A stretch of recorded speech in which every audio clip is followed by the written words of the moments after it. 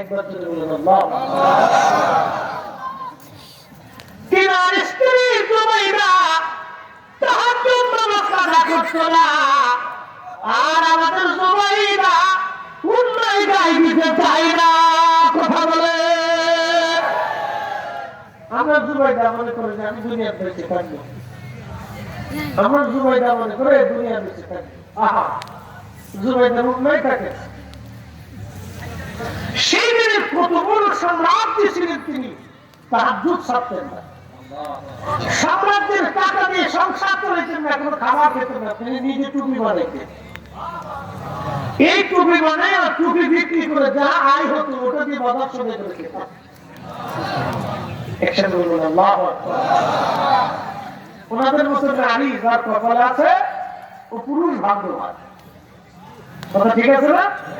এরকম নারী যার নসিবে সে পুরুষ ভাগ্যবান। খলিফা হারুন রশিদ একদিন এরকম গোরস্থানের পাশ দিয়ে যা, এক গোরস্থানের ভিতরে ওই জামানার মধ্যে একজন আল্লাহ নবী ছিলেন, তার নাম বাহালুল পাগলা। মজুদ বাহালুল বলা হতো তাকে। সবসময় বাহালুল গোরস্থানের মধ্যে কাটাইতো, কখনো বাড়ি ঘুমাইতো না, গোরস্থানের পাশেই ঘুমাই থাকতো, গোরস্থানের পাশে সময় কাটাইতো, গোরস্থানে বসে বসে আল্লাহ জিকির করত। এইরকম গোষ্ঠীর পাশ দিয়ে রাস্তা খলিফা হারুন রশিদ যায়, বাহালুল ডাক দেয় পাগল দ্বারা। খলিফা হারুন রশিদ বাহালুলকে পাগল দ্বারা। খলিফা হাসে, বাহালুল আমি পাগল না, তুমি পাগল। বল কেমন? তুমি গোরস্থানে থাকো, মানুষ তোমাকে পাগল বলে, তো তুমি আমাকে পাগল কেন? আমি খলিফা হারুন রশিদ। বাহালুল ডাক দিয়ে বলে, খলিফা বলাই গোরস্থানে তোমার আগে যে রাজা ছিল তিনি কোথায়? বলি গোরস্থানে। তোমার ঠিকানা কোথায় হবে? বলি গোরস্থানে। তোমার পরে যাবে প্রাসাদে থাকবে, তাদের ঠিকানা কোথায় হবে? বলে গোরস্থানে। বাহালুল ডাক দেখে, খলিফা আবু জানি আমার ঠিকানা হবে গোরস্থানে, এই জন্য আমি আগে গোরস্থানে এসে ঘুমাই, আর তুমি এখনো প্রাসাদের মধ্যে ঘুমাও। তাহলে খলিফা বলো, আমি পাগল না তুমি পাগল? একদিন মাটি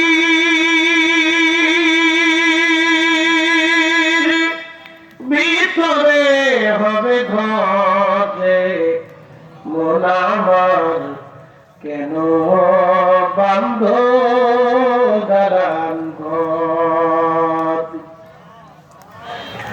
কুল ইন্নাল মাউতা আল্লাযী তাফিরুনা মিনহু ফাইন্নাহু মুলাকীকুম।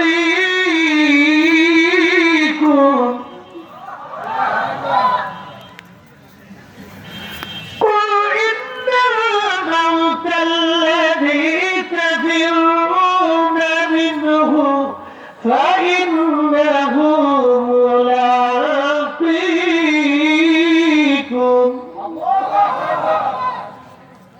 আপনি বলে দেন আমার উম্মত মৃত্যু থেকে পালায়, মরণ থেকে পালায়, আমার উম্মত মরণ থেকে পালায়।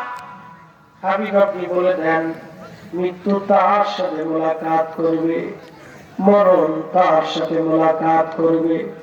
এই মরণ থেকে সে পালাইতে পারবে না, মরণ তার সাথে মোলাকাত করবে।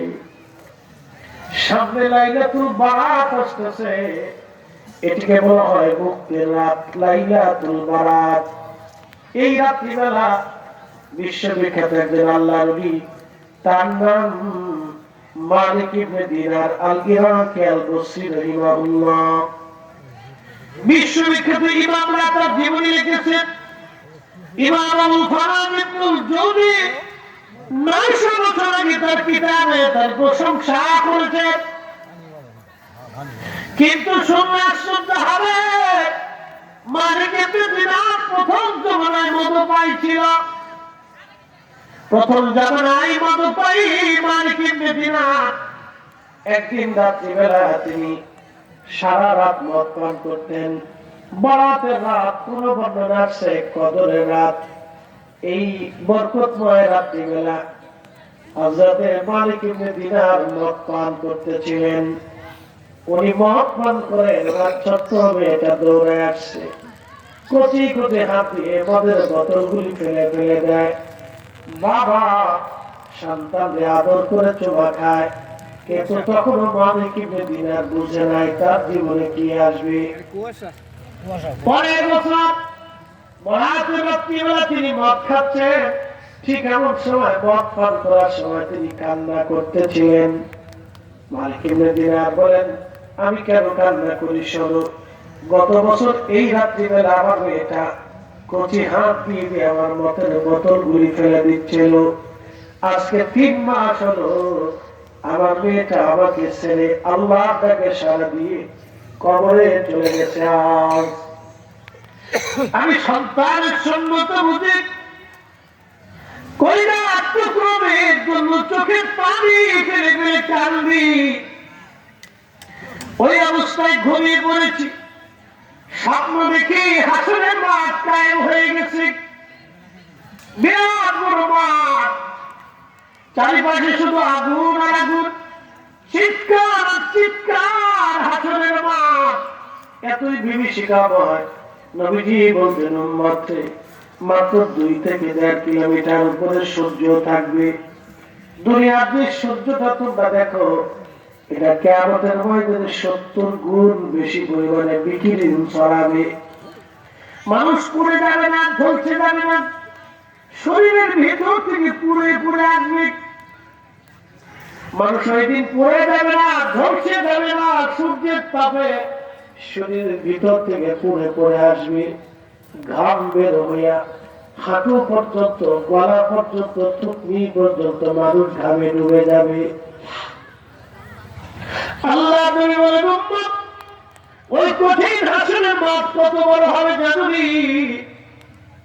তারজুল মালাইকাতু ওয়ার রূহু ইলাইহি ফি ইয়াউমিন কানা মিকদারুহু 50,000 সানা। দুনিয়ার এক সেকেন্ড করে 60 সেকেন্ডে 1 মিনিট, এক মিনিট করে 60 মিনিট 1 ঘন্টা, এক ঘন্টা করে 7 ঘন্টা, এক ঘন্টা করে 24 ঘন্টায় দিন ও রাত, 24 ঘন্টা দিন ও রাতে, 365 দিনে একটা বছর, এক বছরের হিসাবে 50,000 বছর এক জায়গায় করলে যত বড় হাসরের একটা দিন হবে তত বড়, হাসরের একটা দিন হবে তত বড়, হাসরের একটা দিন হবে তত বড়। তিন জায়গা সন্তান মায়ের পরিচয় দিবে না, মা সন্তানের পরিচয় দিবে না, বাবা ছেলের পরিচয় দিবে না, ছেলে বাবাকে ভুলে যাবে, ভাই ভাইয়ের পরিচয় দিবে না। সাহাবীরা 1 নম্বর মিজানের পাল্লা যখন প্রতিষ্ঠিত হবে, কোটি কোটি হাসরবাসী নেক আর গুনাহগুলো ওজন করার জন্য মিজানের পাল্লার কাছে নিয়ে যাওয়া হবে। কোটি কোটি মানুষ সিনেমা করে দাঁড়ানো মিজানের পাল্লার পাশে। নবীজি বললেন, সন্তান মাকে ভুলে যাবে, মা সন্তান ভুলে যাবে, সন্তান মাকে ভুলে যাবে, ভাই বোনকে ভুলে যাবে, বোন ভাইকে ভুলে যাবে। কঠিনের সময় 2 নম্বর ডান হাতে আমলনামা নাকি বাম হাতে আমলনামা আসবে, মানুষের সময় সবাইকে ভুলে যাবে। 3 নম্বর মিজানের পাল্লা, 3 নম্বর আহা ফুলসিরাতের ঘাটে মানুষ সবাই সবাইকে ভুলে যাবে, কেউ কারো কথা মনে রাখবে না। পিতা সন্তান ভুলে যাবে, সন্তান পিতা ভুলে যাবে। বন্ধু রূপসী কঠিন হাসরের ময়দানে কেউ কারো কথা মনে রাখবে না। নবীজি ডাকতে বলেন, উম্মতকে ওই 3টা জায়গা আমি আমার উম্মতের জন্য অপেক্ষা করতে থাকবো। একবার জোরে বলা যাবে আল্লাহু আকবার। সাহাবীরা বলেন, ইয়া রাসূলুল্লাহ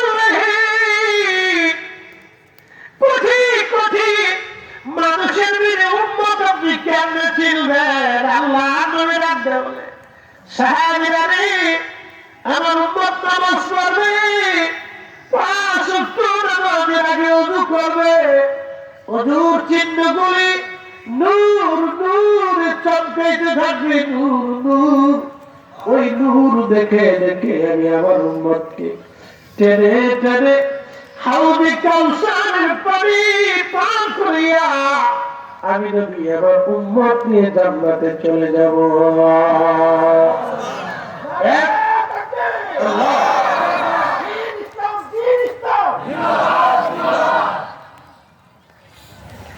ওই হাসরের মাঠে আমি আমার উম্মত নিয়ে আগে জান্নাতে চলে যাব। কিন্তু সারাত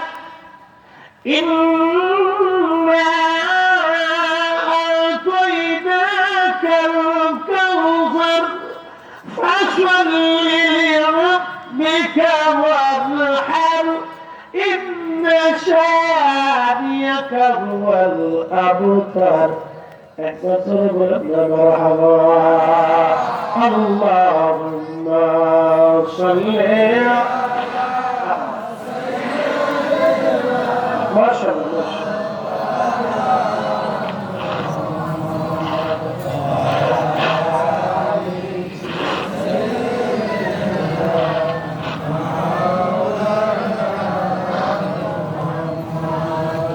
বাড়ি বাড়ি কররে মোর এ বাড়ি ঘর তোমার না,